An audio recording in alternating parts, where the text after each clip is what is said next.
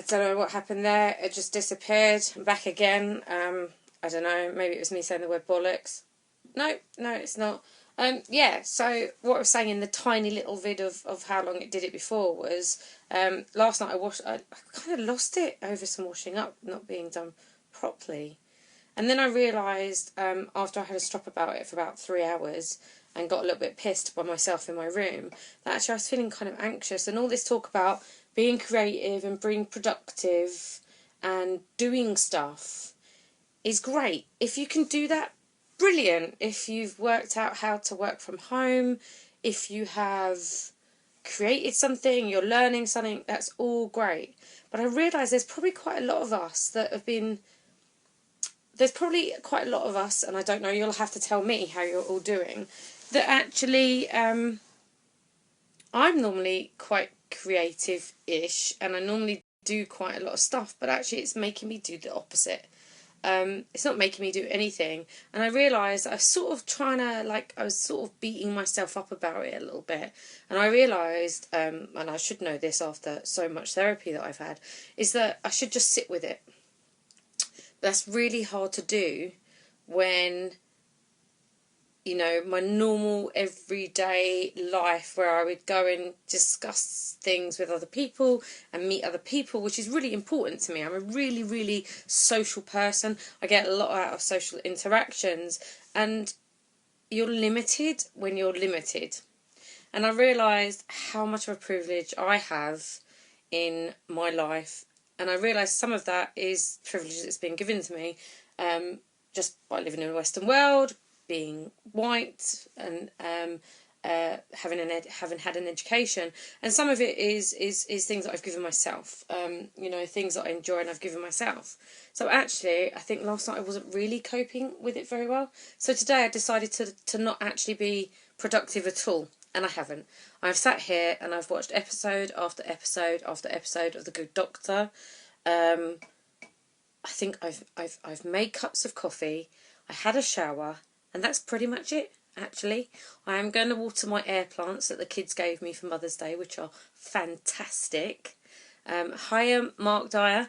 But it is a really weird situation. And I wondered about chatting bollocks, whether I should sort of keep doing it.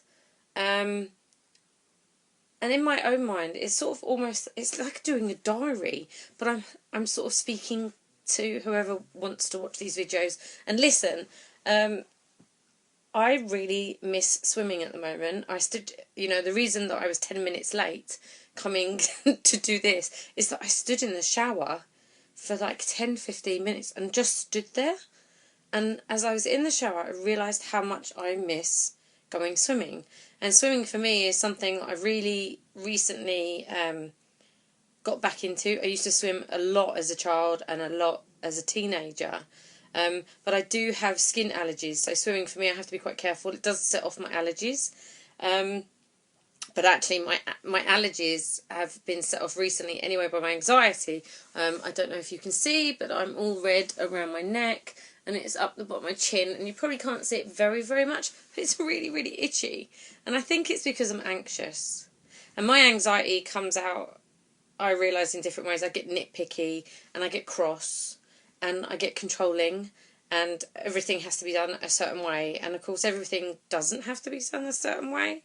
That makes sense. I did apologise to those that needed the apology today about my outburst last night, but we're all out of our routines. I can see, Paul, you're saying you find a routine helps, See, I'm not beating myself up. Very good point. This is what I said earlier, and I don't know if you saw that, but I'm just sitting with it. I'm not beating myself up about it. I'm just doing nothing at the moment today, and I might feel differently tomorrow.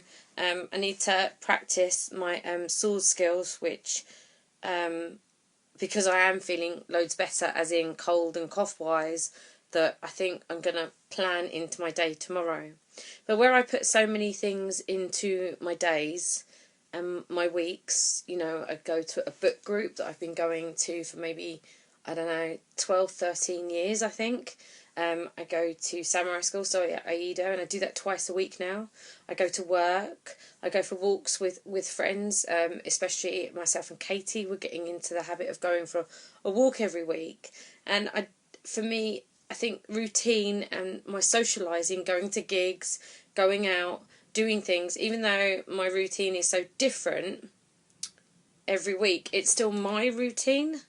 So I still plan to do things like the theatre, the cinema, the gym, swimming, and we've all been taken out of our routines. And not only have we been taken out of our routines, we're not purposely being taken out of our routines. We're being taken out of a routine forcibly. And we don't know how long for. And there is some anxiety in not knowing how long this is going to last. I'm really looking forward to being able to go out on Wednesday, I must admit. And if the weather bucks up a little bit, I'm going to have to take my bike out.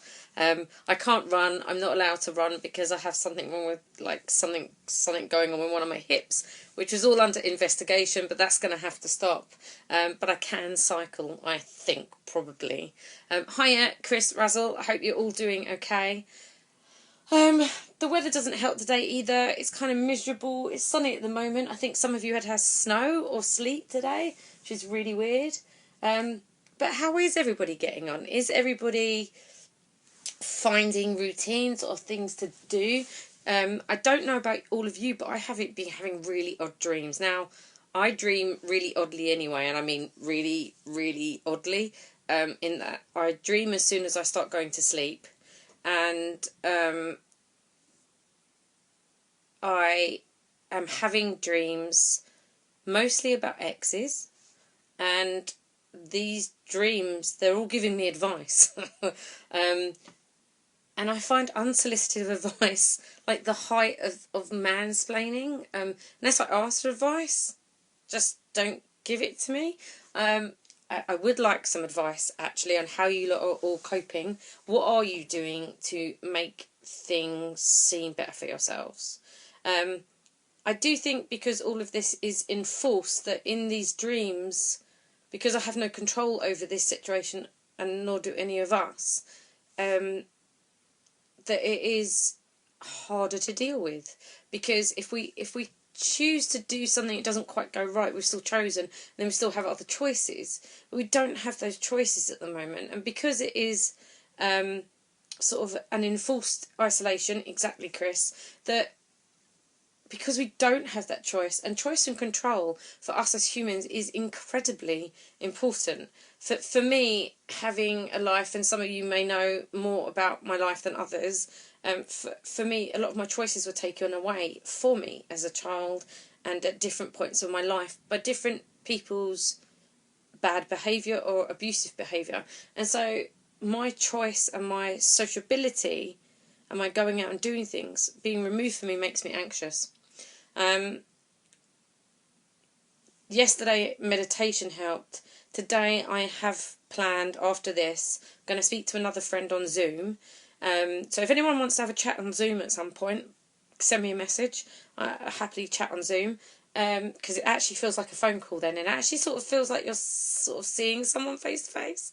And then I'm just going to chill. I'm going to start rewatching The Walking Dead, and I'm going to crochet, and I'm going to actually finish some projects where I don't really have to make any choices about what I'm doing, and I don't really have to move around too much. It is such a weird time. Back to the dreams though.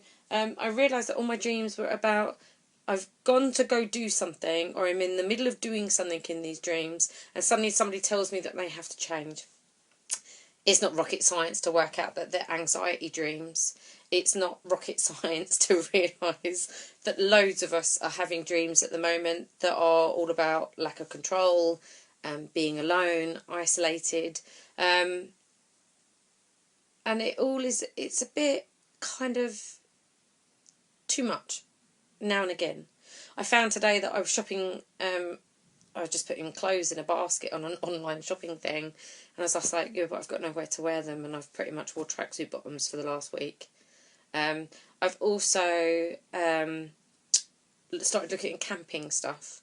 So I think it's actually important, even though we don't have a choice right now and we don't have an immediate idea of when, is to just make plans for the summer. Let's just all make plans for kind of like July, August, September, rather than worrying about the next 3 months. Really hard to do is to just stay in the here and now and not worry about the future. But it's also probably a good way to plan to do something nice for ourselves. I'm definitely going to go out dancing with Dawn. Hey, Dawn. And do lots of other things. And that only sprung to mind because that was something that we were sort of discussing online. And maybe, in a way, that even though there is this anxiety, there is also this understanding that we are doing something as a community by not going out. I don't know how much of the media to believe. Let's just say that we believe that we are supposed to stay in and that it will help people. Even just believing that, even if they've lied to us, even believing that and going through with that and being a community in our community and listening to what they're saying, washing our hands, trying to stop the spread of this so it can slow down, because it's not going to suddenly go away.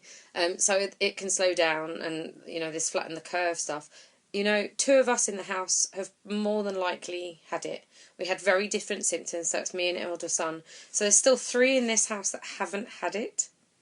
That doesn't mean then they're not going to get it. I mean, they're on a 14-day isolation now, and their isolation doesn't actually finish till a week tomorrow.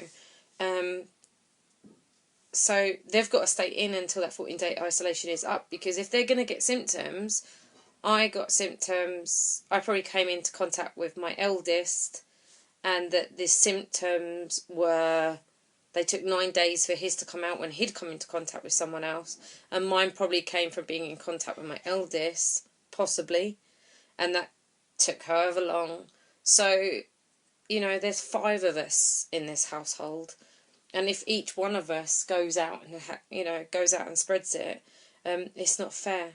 There's loads of people out there with asthma, with underlying conditions, heart disease, vulnerable people, that they are going to be the people that are going to need respirators, and they are going to be the people that are going to end up in hospital if they get it. And so, regardless of what the media says, because I honestly don't think they're telling us the whole truth, I do also think that just by actually doing what we're told, by staying in, if we can somehow get our head around the fact that rather than saying that we're being made to, that we're choosing to, because you can choose to go out if you want to, but we know that what we're being told, we probably shouldn't. And it's more than we probably shouldn't. Let's protect those of our community, but let's also, later on, after this is all finished, see whether we can live different lives and do things slightly differently. They've I don't know how many of you know, but I did Crisis at Christmas. Paul does. Hello, Paul, because I met Paul there. And I started volunteering for another homeless charity called Thames Outreach, that go out every night of the week. I was due a shift last week. Obviously, I had to cancel because we didn't know if I had it or not. I will be signing up for more shifts.